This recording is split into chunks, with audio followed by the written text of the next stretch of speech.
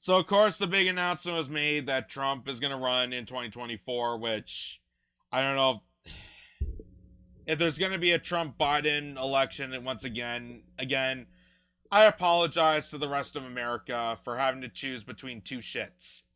Honest to God. Like, voting less, this is what voting lesser of two evils is going to get you. Honest to God. The most unbelievable candidates imaginable. I mean, you had to suffer through 2016 between Hillary Clinton and Donald Trump. Donald Trump got elected because people were so desperate they rolled the dice on a game show host. Nothing really fundamentally changed. That's how we ended up with, Donald Trump versus Joe Biden. Joe Biden is the most unlikable candidate during his primary, but somehow got up to, becoming the president. It's all just a big, giant game. It's an all big, giant orchestrational lie. And this is all behind on the American democracy that we're supposed to preserve, according to, Twitter posts from Democrats in 2022. We have to vote to preserve democracy. Preserve democracy. That would be something concerning if America actually had a democracy. That would be something that would actually make sense if America had a fucking democracy. But it doesn't. It's an oligarchy. Every publication, there was a Princeton study that even showed that America is a fundamental oligarchy. It is not a democracy. It is not a functioning democracy, because a functioning democracy would not have a demented man running as our freaking president right now, and wouldn't have the most unlikable candidates imaginable to choose from, and only have two options, which is really just one option, because you can't vote against war. You can't vote against Wall Street. You can't vote against the military-industrial complex. You can't vote against corruption. You can't vote against neoliberalism. You can't vote against the shit that oppresses you. You can't vote against it. There is no alternative. There is no thing. It's a big giant club, and you and I ain't in it. Moving on from my rants. There's a point to this, actually. So there's the announcement Donald Trump is running again 2024, and I've been seeing some of the coverage here, and the first thing they mentioned was, what was Ron DeSantis, who's supposed to be the Republican frontliner. He was supposed to be their favorite candidate. How Kamala Harris was the favorite candidate, and then they turned to Joe Biden because they didn't want an actual progressive that would actually help working people. They went to the most unlikable candidate imaginable. So Republicans are looking towards Ron DeSantis, and of course Ron DeSantis and Trump have a disagreement. There's a bit of beef between them. There's, media tensions around them. So, obviously when news broke out, Ron DeSantis had some words about Trump, and says Ron DeSantis dubs Trump a big-time loser in first comments since the midterms. So, he smirkily said that, oh, well, all of his favorite candidates have lost their elections, and that's why it's so laughable that he's going to run again in 2024, when clearly I'm the person that's going to, outbeat and outshine all these other people. By the way, note this. Trump didn't announce that he's running as a Republican, though. That's the interesting point. Trump can run again, but maybe he'll run as an independent. You never know. Because I don't think that, in a hypothetical sense, I don't think Trump will actually run again in the same party that cheated him over. Unlike Bernie Sanders, though. Which reveals that Bernie Sanders really just was a cuck to the establishment, and, build up this movement to fabricate his love and, just bait and switch a bunch of younger people, including myself, to actually think there was hope in the Democratic Party, which there isn't. So there's this, beef between the two, and everybody says that, Trump hates DeSantis dislikes Trump, so on and so forth. But I do have to say, when two people have beef towards each other, it's amazing how similar their personalities are. Because people think that, so they say, Ron DeSantis thinks he's, he's different than Trump. Ron DeSantis claims that he's different than Trump, and Trump claims that he's different than Ron DeSantis. Like, oh, he's not the same person, but they definitely mimic the same actions and same responses. And I have to show you this because this is laughable. This is so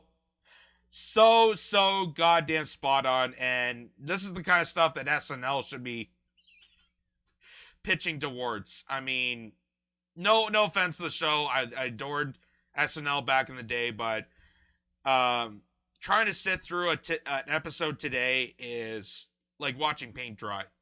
Honest to God, it is just gut-wrenching. Although I heard Dave Chappelle hosting was apparently interesting, so there's that to note. But take a look at this. Anybody here would do it. Project to get Judges are a priority. And honestly, we have businesses that have been locked down and lives destroyed for over a year based on saying no COVID vaccine passports are made in China and shipped here. Why would we want so many important things Can we take them? to us be at the whim of China? Anybody here would do it. Project to get Judges are a priority. And honestly, we have businesses that have been locked down and lives destroyed for over a year based on saying no COVID vaccine passports are made in China and shipped here. Why would we want so many important things Can we take them? to us be at the whim of China? Anybody here would do it. Project to get Judge. Oh my God. Oh my God. That was so spot on. Oh my God.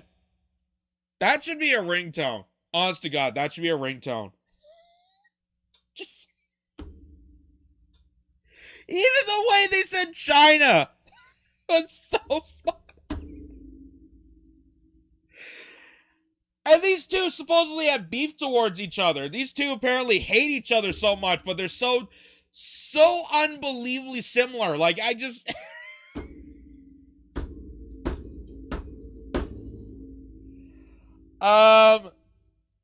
but according to some psychologists, and I'm not one of them, but I'm just saying there are some psychologists out there that say a lot of people, when they have tensions towards one another, it's really just a form of jealousy. And maybe that's it.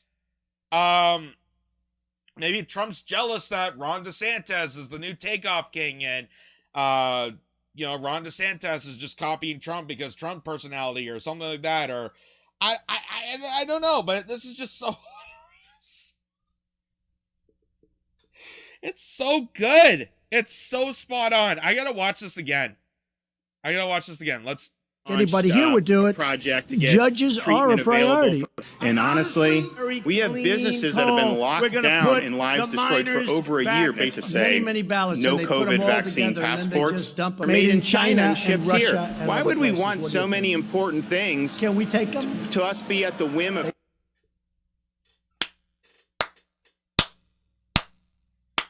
I gotta love when they say China. We gotta go against China. China.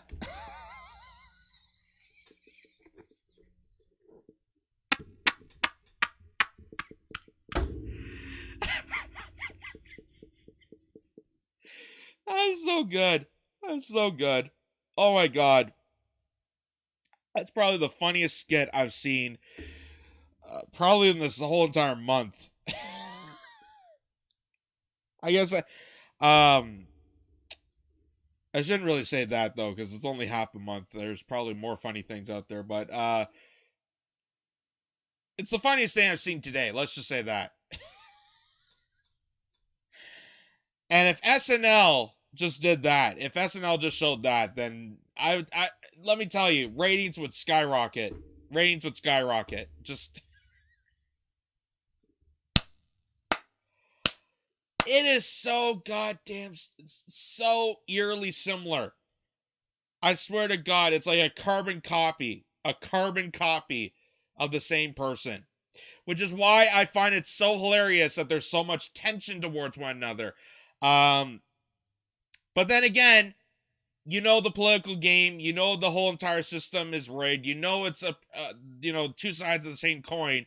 And anytime there's beef, even between, the same party, which apparently is the big thing, that Trump is against the Republicans, but Republicans are against Trump, and they're ditching the Trump train to go mainline or whatever. Even that sort of tension is completely fabricated, because you know that when push comes to shove, when, all the parties align towards one another, when all the politicians do get together and do their bipartisanship, the bipartisanship is a real screwing against you. That's the saying goes, that when two political parties align themselves together, you're going to get really fucked over. That's the common consensus there. And that's why you have two parties for war. That's why you have two parties for inflating Wall Street. That's why you have two parties that couldn't care less about, poor working families. That's why you have two parties that couldn't care less about infrastructure, healthcare, education, jobs, the fundamentals of society have been completely ignored by the political class, completely ignored by these two right-wing parties. And that's including the Democrats. The Democrats are a right-wing party. They are no longer left. There's no leftist party in America whatsoever. And it's just gone further and further and further, shifting over the Overton window to the point where we're actually going to elect, an actual Nazi and a fascist, or one or the other. Like, it's gone to that point. And that's why democracy is such a scandal. It's such a joke. It's ridiculous. But then that's when the Democrats, their last resort is, you got to vote to save democracy. You have to vote to save democracy. As if they don't already know that democracy has already been destroyed through decades of voting lesser of two evils. Their entire democracy, the entire process of elections, the entire process of electing politicians that best represent you is completely destroyed by the American elitist system. Otherwise, you would have had Bernie Sanders as your front runner for the Democratic Party. He probably would have won in 2016 instead of Donald Trump, but we wouldn't be in this fiasco if democracy was actually held upended. We would actually have third and fourth parties. Jill Stein would have been on the debate stage if democracy was in fair balance. Hillary Clinton would not be the nominee. Joe Biden would not be the nominee, and he wouldn't pick Kamala Harris as his vice president. People that are so despicable against their own party. People that are so despicable that nobody favors them. Nobody. And these are the best options we can get. I mean, look at the midterms, for example. The midterms were such a goddamn joke. These are the candidates that are supposed to best represent you. I feel so fucking bad for America. Like, if this is the democracy we're supposed to be saving, I say let democracy die in darkness. Take the Washington Post motto for granted. Just let democracy die in darkness, because this is the option that they're giving you. I say just let it die out. We need to kill off this system and actually have real elected democracy. We need fair, actual, direct democracy, elected by people, run by people, and selected by regular, ordinary people, not the elitist corporation class that want to screw you over at every point in turn. But this is just laughable.